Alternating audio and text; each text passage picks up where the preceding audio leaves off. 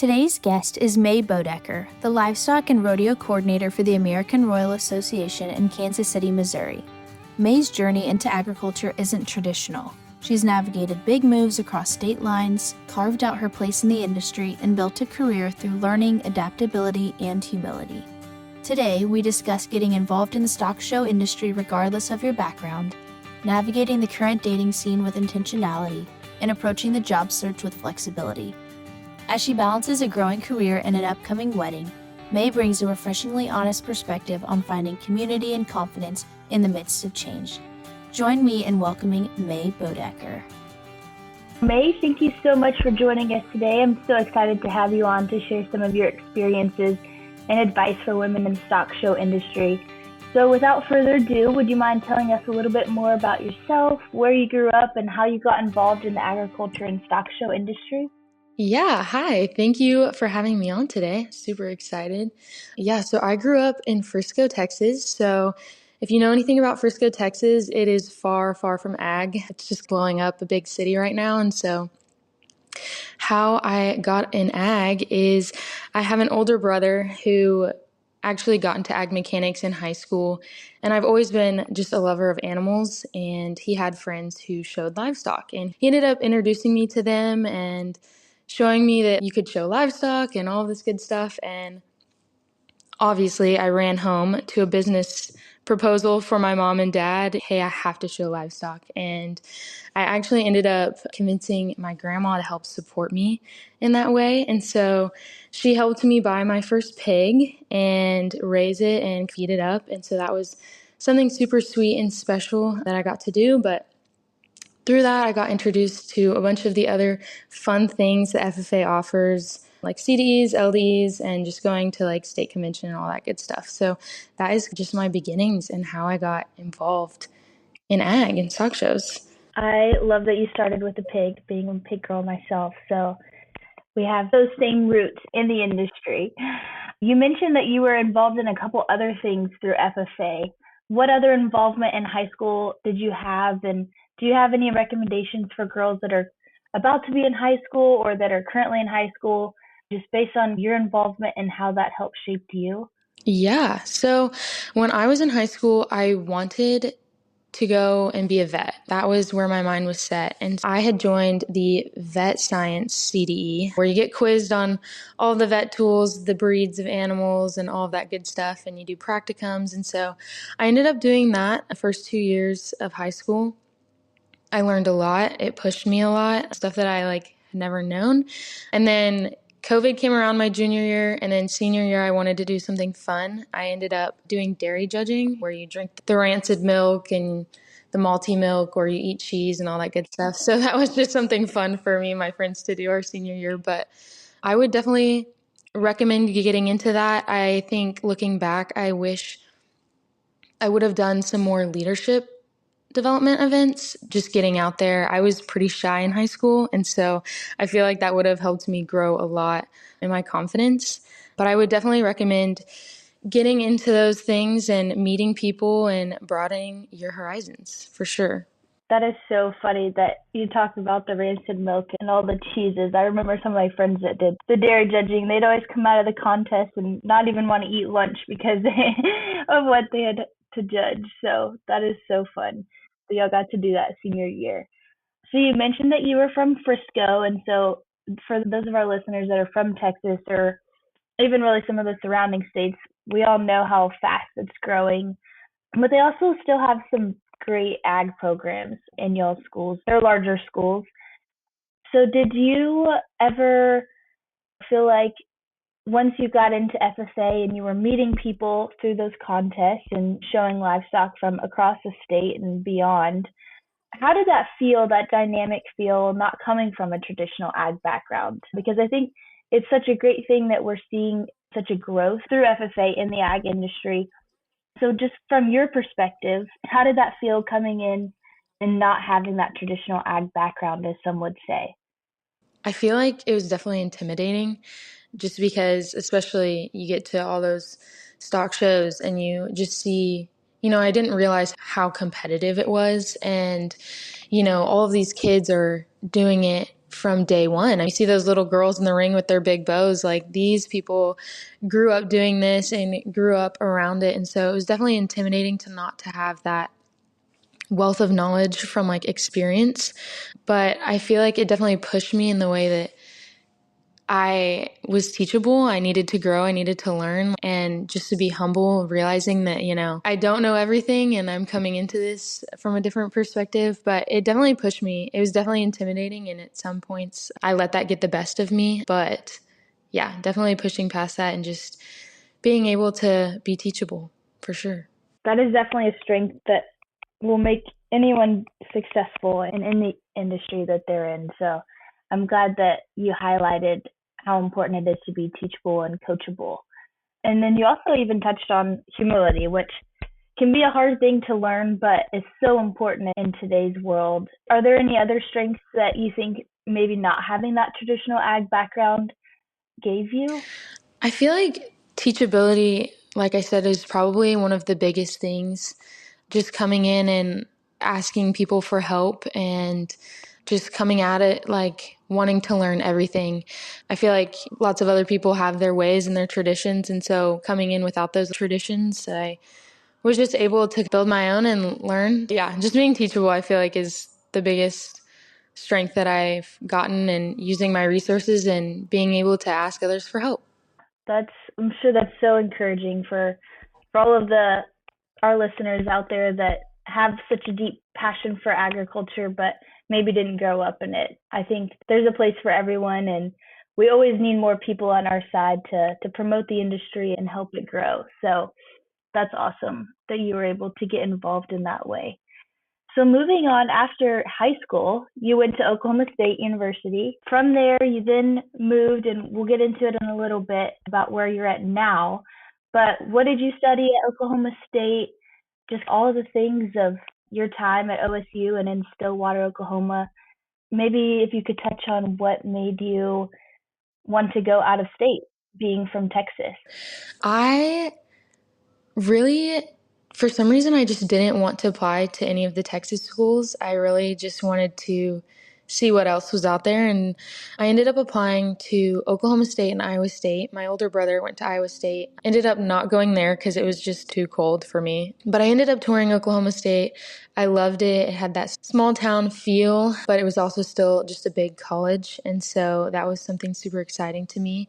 I came in freshman year with my major being pre-vet, and I held on to that until about halfway through my sophomore year, because I ended up working at a vet clinic after my freshman year and just realized that it was probably just not for me.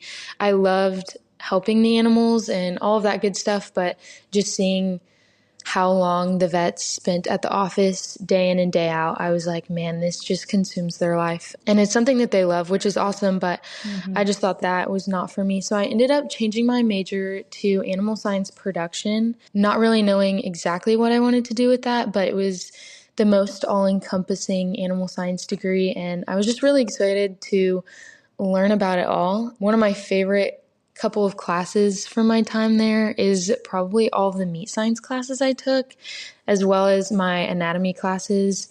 They were just so fun to learn about, and it was a lot of hands-on experience, which I love to be hands-on with things. So it was a super great time. That is such a good point that you make about the experience you had at the vet clinic and realizing that maybe that wasn't the path that was meant for you. I think a lot of people get caught up in, myself included, having a plan and it not working out maybe to what you expect it to be, but it's equally, if not more valuable to figure out what you don't want to do while you're in college as it is to figure out what you do want to do with your career. So that's awesome that you were able to experience that your sophomore year and pivot from there. Could you tell me a little bit about maybe once you got to Oklahoma State and then Stillwater? I'm sure it was a bit of a transition coming from the booming Frisco to small town Stillwater. So how did you build community and confidence when you started over in that new place? I immediately got involved when I got to Stillwater. I come from a family that was all in Greek life, so I decided to rush and join a sorority. And I also ended up living in the ag dorm on campus. It was called FIT, called Freshmen's in Transition. And so both of those were really great in providing community. I ended up meeting my big and my sorority, which introduced me to church and these student ministries that I got involved in, which I loved and is probably one of my favorite things about college. And then through my dorm, my ag dorm, I met a lot of people that I would spend the next 4 years with in class, which was awesome. And some of them became some of my very best friends. And so, yeah, that is just how I find community at church and all the involvements around school. So that was really good. I love that you were able to find a church community. I think college is such an awesome place to really just get involved and take ownership of your faith. I think for a lot of us, we grow up and we either don't have that relationship or that introduction with our family, and you can come to college and you're surrounded by such great people that can help you get involved and develop a relationship with God. But you could also come from a super faith-based family and just even dig deeper into that faith. So I love college for that reason as well. But following your time in Stillwater at Oklahoma State, you took a position with the American Royal Association in Kansas City. So can you tell us maybe a little bit about that move and moving further away from home or from Texas? Yeah, so during my time at college, I had the opportunity to intern with National Western and the American Royal, and I found that I really loved the fast-paced environment and just continuing being around the stock show world in that way. And so throughout college, I was like, man, it would just be so cool to work for a stock show. And in my mind, I was like, that is just something that's probably not attainable, and the jobs are very few and far between. And so I kept that in my back pocket as I moved forward. But yeah, I ended up just applying to jobs everywhere. The job market is just like not good right now. And I ended up reaching out to Matt Durian, which is the livestock manager at the American Royal, and was just kind of like, hey, I'm not sure if you guys are, but if you're hiring, would you just let me know? And he ended up getting back to me and was like, hey, we actually are, and you should definitely apply. And so I ended up applying, interviewing, and getting the job, which was so exciting and something I just really wanted to do. And so that is what prompted my move away from Texas, which also makes me sad because I love Texas so much. But there's nothing like your 20s to go and be adventurous. And so I decided to just make the move out here and try something fun and new and see what it would be like. Well, I know you have done a fantastic job throughout your first year in Kansas City, and having been able to intern under you this past fall, I had such a good experience, and y'all have such a good team at the American Royal. So that is so exciting that you got to stay around livestock and do something that you're passionate about day in and day out. So that's so exciting, and I can't wait to see all the things that you continue to accomplish there and beyond. Hi, I'm Kirby Fuchs, Vice President of Creative Services here at Ranch House Designs. Every new logo and website we create comes directly through me and our incredible team of project managers. As a farmer's wife, I understand how important it is to have someone guide you through the process and make it simple, stress-free, and professional. When you book a logo or website with RHD, you'll have a dedicated project manager walking alongside you every step of the way. Ready to get started? Request your free consultation at ranchhousedesigns.com. I do want to touch on something that's super exciting coming up. You are getting married.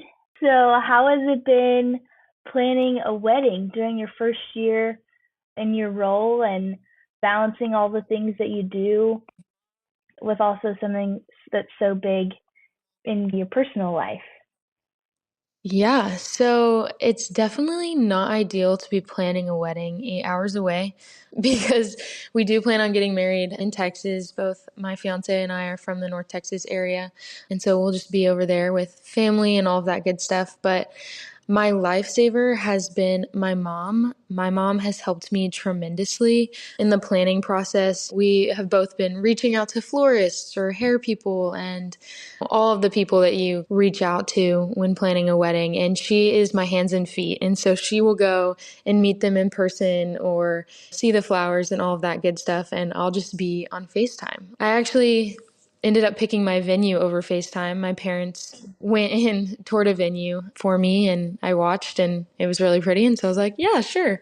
But it's been good. It's been definitely stressful at times working 8 to 5 and event planning then, and then coming home and event planning again, just something different.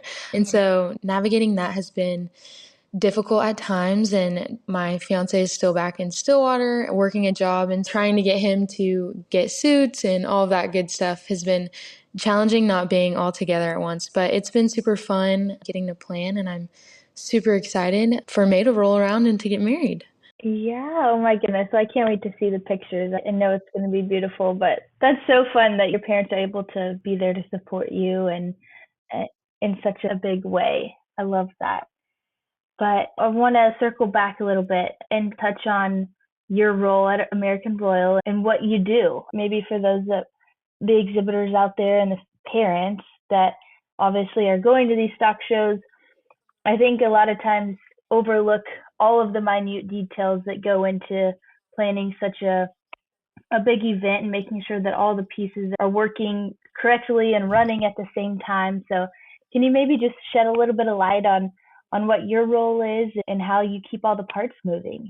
Yeah, for sure. So I am the Livestock and Rodeo Coordinator. So I dip my toes in kind of two ponds there. And so when I started back in August, which was right before the heat of livestock season for us at the American Royal. So the day to day looks very different of figuring out when those DNA deadlines will be and answering calls and checking in DNA, making sure everything's going good there, figuring out what's the best plan of action for an easy trailer flow for move-in, and what are our build-outs going to be this year for stalling. Because our building is city owned and we host many different third party events throughout the year. And so our stalling isn't permanent. And so figuring out that layout and how to accommodate as many people as possible and just to get the show rolling in here. And what breeds are we going to have on which days? It's just a lot of planning and a lot of meetings and talking with our committee and breed reps and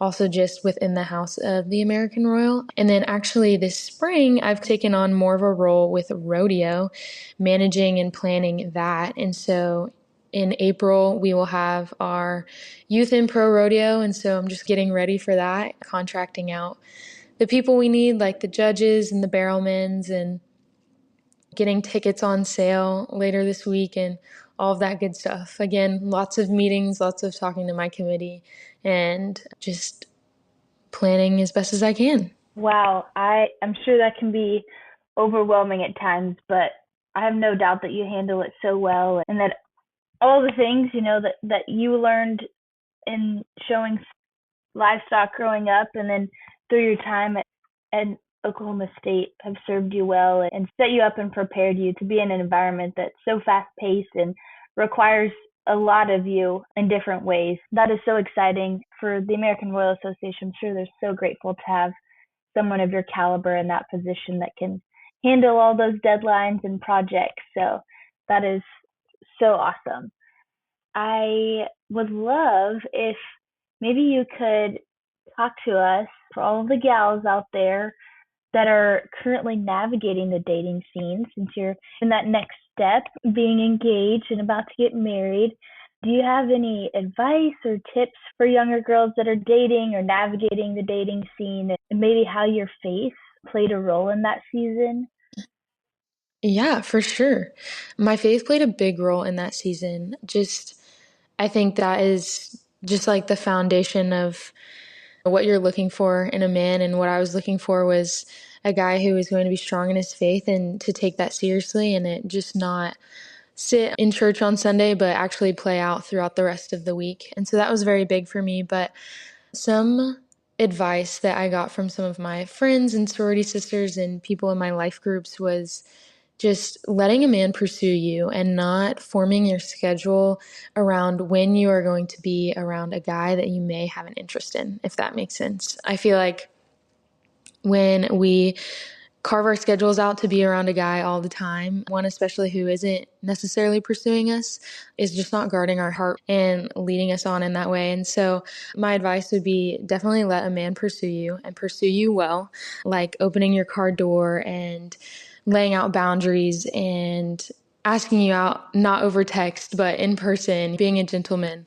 And I feel like it's very important to lay a foundation for what you would look for in a future husband. Dating to marry, I feel, is another piece of advice. And yeah, laying a foundation for what you would look for in a husband and what you would want a man to like lead your future kids and all of that good stuff. So I feel like keeping that in mind and not trying to rush anything.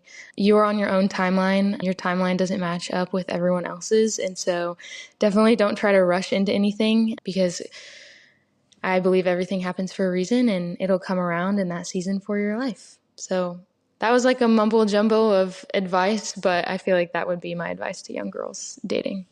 Yeah, well, that was a mumbo jumbo of fire advice. That was so good.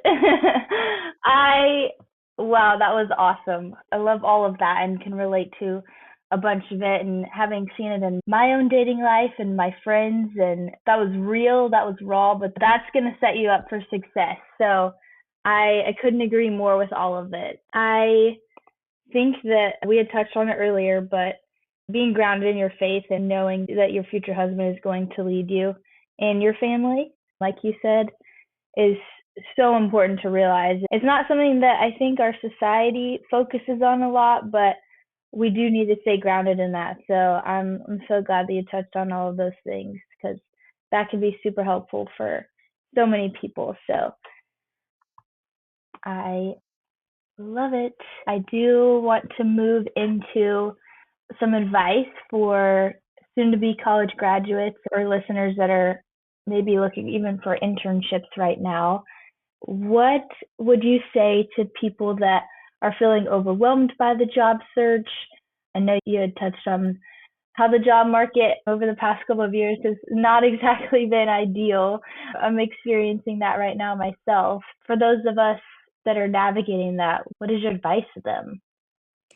Yeah, I would just say that my best piece of advice is just keep applying for jobs. Don't give up. I think, even for me, I got burned out of just, oh, here's another time that I'm submitting my resume and cover letter, and will they even look at it? Will they even get back to me?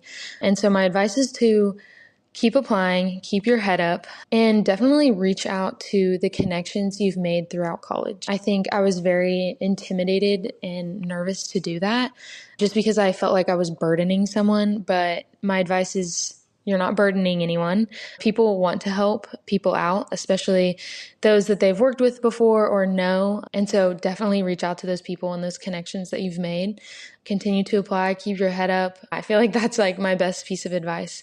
And be open to moving and relocating. With jobs being so few and far between, especially in a field that you want to go into, you may have to live in a colder climate or you may have to live further from home. It doesn't mean that your first job is permanent and that you're locked into it for the rest of your life. I think that's something that like I had in my mind, is that, oh my gosh, this first job that I'm going to pick is where I have to be forever. And that's just not the case. It's just a job and it should be fun. And if it's not, hopefully you can find another one. That's a good point. I think we are very lucky in our generation to not have that expectation of staying in a lifelong career. I think our parents transitioned out of that too, but some of them still experience it. But our grandparents for sure were, you graduated high school or you went to college, and as soon as you got out, you did that job for the rest of your life until you retired. So that was definitely something that I feared at first too, but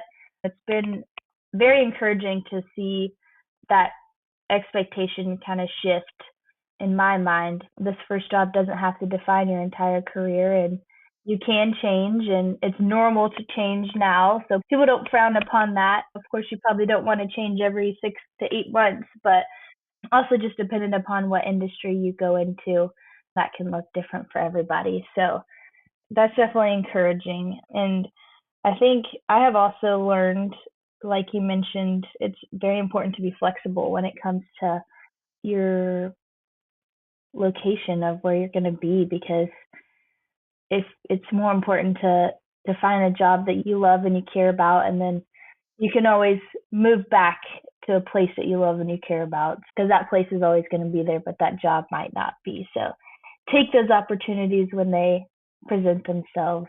And I think you're a perfect example of that. We had touched on it a bit earlier, and just the idea that comparison is the thief of joy, if you will, and just kind of in every realm of our lives. What would you say to someone that might be comparing their path to someone else's? Yeah, I think you hit the nail on the head when saying comparison is a thief of joy. That's what I tell my friends. That's what I tell myself. Just because everyone is on a different timeline. And so looking at someone else's life is just not going to help where you're at right now. I believe that God puts you where you're at for a reason, and you're going to learn and grow and wherever you're at. And so just trusting that process is what I would say to those comparing their path. It is just such a thief of joy. I remember comparing myself, going back earlier to our conversation, to everyone who grew up in an ag family or just like around ag at a really young age. I was like, man, they just know so much more than me. And that actually hindered me from being teachable and stepping out of my comfort zone for a while. And so it is definitely a thief of joy. Yeah, I think no matter the perspective that you have, whether it's in dating or in your job or even in your schoolwork, comparing yourself to others is, one, not realistic, because everyone is different in their strengths and their abilities. And I think just making the most of what you have and what God has given you in your season of life is the best way to succeed in whatever you're trying to accomplish. And it's so easy to also like turn that into like a praise moment where you're like, wow, that someone is very good at discipline. But it's awesome to get to see qualities in other people and get to be like, wow, that's awesome, and not compare yourself, if that makes sense. Yeah, yeah, 100%. I think it's to have that positive perspective of, instead of being jealous of something that someone else has, but maybe lifting them up for something that they're good at and a strength that they have that maybe you don't see in yourself. I don't think that's a negative thing, that maybe, that I am not super good at always being, say, patient. But I have, my best friend is very patient, and I love that about her. And so I try to surround myself with people that are more patient than me, and hoping that I will learn that from them. Great. Looking back, what would you tell your younger self before her first big move, either to Stillwater or to Kansas City, that maybe would have made you more comfortable during that season of uncertainty? Yeah, I probably would have told myself that it is going to be okay. I was very nervous to move away and start over. Going to Oklahoma State, I didn't know anyone going there, and so I didn't really know anyone going in, and was very nervous about being alone or not finding friends. So I probably would have gone back and told myself that it's going to be okay, to keep my head up and to be confident and stick to what I believe, and everything would turn out fine, and just, yeah, roll with that. Trust the process, trust God's plan, because we might not see it, but He definitely has one. Yes, exactly. Wonderful. May, to wrap us up, what do you hope our listeners take away from your story? Yeah, that's a really good question. I feel like take away that you can do big things. Going back to my younger self, I wouldn't have ever believed that I've moved to Kansas City and work for a livestock show now. And so just believing that things are possible, and it doesn't come from just sitting on your couch every day and sitting behind your phone, but it comes from getting out into the world and meeting people and having experiences and taking all those opportunities, not every opportunity, but taking opportunities that get presented to you. So yeah, that is what I would want people to take away. For everyone in the back that didn't hear what she said, you can do big things, 100%. set yourself up for success, chase those opportunities, because we can all do big things. And I couldn't agree more. To finish the episode, I would like to ask you some rapid fire questions to help our listeners maybe get to know you a little bit more. So, without further ado, what is your favorite species? Definitely swine. I have a soft spot for Yorks. They're just so cute and sweet. I love them so much. And what is something you can't function without during show season? Definitely coffee. I'm not a big energy drink girl. That just makes me jitter way, way too much, but a nice iced latte to start the day. It's going to be a good day. Nice. I love it. And what is your favorite stock show fashion trend right now? I love wide leg jeans. That is my favorite thing right now. Just love them. I have a million pairs in my closet. I love them too. I think they're flattering on everyone. Yes. Wonderful. Where can our listeners find you? Yeah, they can find me at Mae Boedecker anywhere on Instagram, LinkedIn, Facebook. It's the same all across the board. Great. Mae, thank you so much for joining us today. It was such a pleasure to have you on and to share some of your experiences and advice with our listeners out there. And for all of our listeners, Mae's story is a powerful reminder that there's no single right way to build a career in agriculture or in life. Through her big moves, new seasons, and stepping into roles that she was intimidated by, she shows that growth comes from saying yes and figuring it out along the way. If you're navigating change or standing on the edge of graduation, let Mae's journey be the reassurance that you're not behind, you're just getting started.